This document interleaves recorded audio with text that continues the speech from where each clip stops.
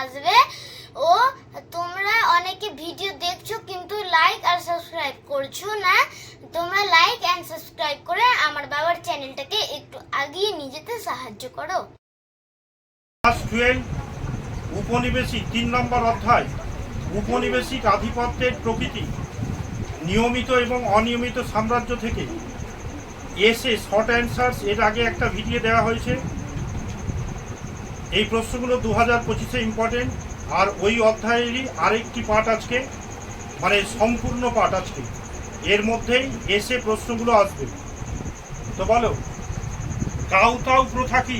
কোনো জিনিসের দ্রুত বাণিজ্য করার উদ্দেশ্য চীন সম্রাটের সাম্রাজ্যবাদী হলে বোঝানো থাকে চীন সম্রাটের বস্ত্রতা শিকারের নিদর্শন স্বরূপ চীন সম্রাটের সামনের ভূমি পর্যন্ত নত হতে হতো, এটাকে কাউতাউ প্রথা বলে। কোন ইউরোপীয় দেশ চীনের সঙ্গে প্রথম ব্যবসায়িক সম্পর্ক গড়ে তুলেছিল? পর্তুগাল। তাইপিং বিদ্রোহ কবে এবং কেন হয়?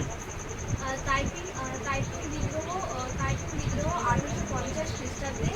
1850 খ্রিস্টাব্দে যে মাঞ্চু সরকারের অপশাসন এবং দুর্নীতির জন্য তাইপিং বিদ্রোহ চালু হয়েছিল। তাইপিং শব্দের অর্থ কি? চীনে কোন বছর আফিম যুদ্ধ হয়েছিল? চীনে কোন বছর? 1839 খ্রিস্টাব্দে চীনে সর্বপ্রথম আফিম যুদ্ধ হয়েছিল। কাদের মধ্যে নানকিং সন্ধি স্বাক্ষরিত হয়েছিল? ব্রিটেন এবং চীন সরকারের মধ্যে নানকিং সন্ধি স্বাক্ষরিত হয়েছিল। কোন যুদ্ধের পর কবে কাদের মধ্যে জিএনসিনের সন্ধি স্বাক্ষরিত হয়েছিল? দ্বিতীয় ওয়েভেনের যুদ্ধ 1850 খ্রিস্টাব্দে। 1856 থেকে 60। আর 1858 খ্রিস্টাব্দে চীন ও ইঙ্গ শক্তির মধ্যে জিএনসিনের চুক্তি স্বাক্ষরিত হয়েছিল।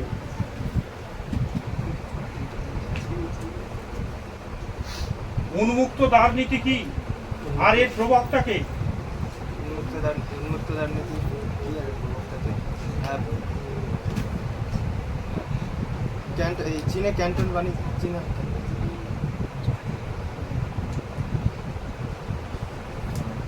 এর প্রবক্তা হচ্ছে জন হে। উন্মুক্ত দ্বারনীতি কি? উন্মুক্ত দ্বারনীতি হচ্ছে যে চীনে সব জায়গায় বাণিজ্য করা কি যেত না, তো না যাবার ফলে একটা সময় চীনে উন্মুক্ত দ্বারনীতি কি করা হয়েছিল, ঘোষণা করা হয়েছিল বিভিন্ন সন্ধির দ্বারা।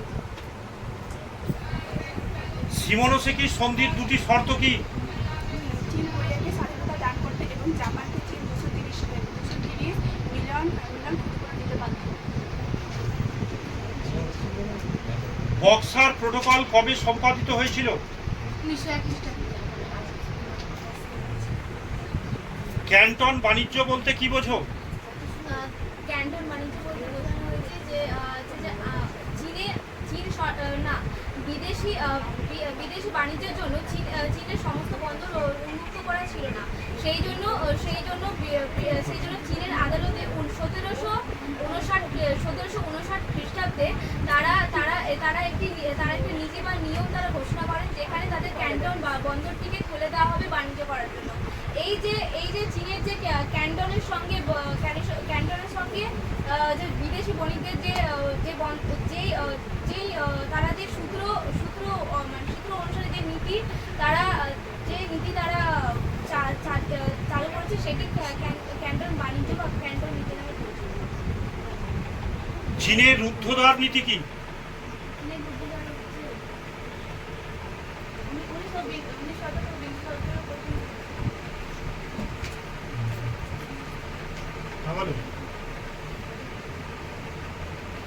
বলো রুদ্ধদ্বার নীতি বলো।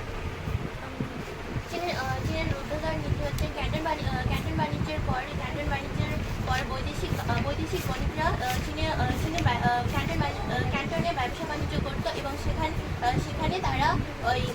সেখানে তারা তাদের যখন বাণিজ্য শেষ হয়ে যেত সেখানে তাদেরকে সেই বন্দর ছেড়ে চলে যেতে হতো এবং তাদের সেখানে চীনা ফৌজদার ও আইন মেনে চলতে হতো। সেখানে তাদেরকে তাদের ওই আগ্নেয় শাস্ত্র এবং অন্য আগ্নেয় অস্ত্র এবং দাসী নিয়োগের কঠোর নিয়ম মেনে চলতে হতো। এই নিয়মের প্রথাকেই বলা হতো রুদ্ধদ্বার নীতি। রুদ্ধদ্বার হলো যে ক্যান্টন বাণিজ্য একমাত্র চীনে খুলে রেখেছিল। তো আরও বড় বড় ওখানে বাণিজ্য কেন্দ্র ছিল, সাংহাই, ফুচাও, ক্যান্টন, ঠিক আছে। তো ওরা সমস্ত বন্দর বন্ধ রেখেছিল, একমাত্র ক্যান্টন বাণিজ্যেই বিদেশিরা এসে কি করতে পারবে, ব্যবসা করতে পারবে। তো একটা সময় ওদের মনে হয়েছিল যে গোটা চীনের বন্দর দখল হতে পারে, সেই জন্য ওরা এই রুদ্ধদ্বার নীতি কি করছিল, ঘোষণা। রুদ্ধদ্বার কি, কিছু নিয়ম তৈরি করে যে এখানে যারা ব্যবসা করতে আসবে ক্যান্টনে, ব্যবসা যতদিন চলবে ততদিন থাকবে, ওখানে কোনো ফ্যামিলির পরিবারকে আনা যাবে না, কোনো দাসীকে নিয়োগ করা যাবে না, কোনো আগ্নেয় অস্ত্র কি যাবে না, রাখা যাবে না। তো বিদেশিদের জন্য কিছু নীতি অনুসরণ করে চীন সরকার, এটাই রুদ্ধদ্বার নীতি নামে কি আছে, পরিচিত আছে।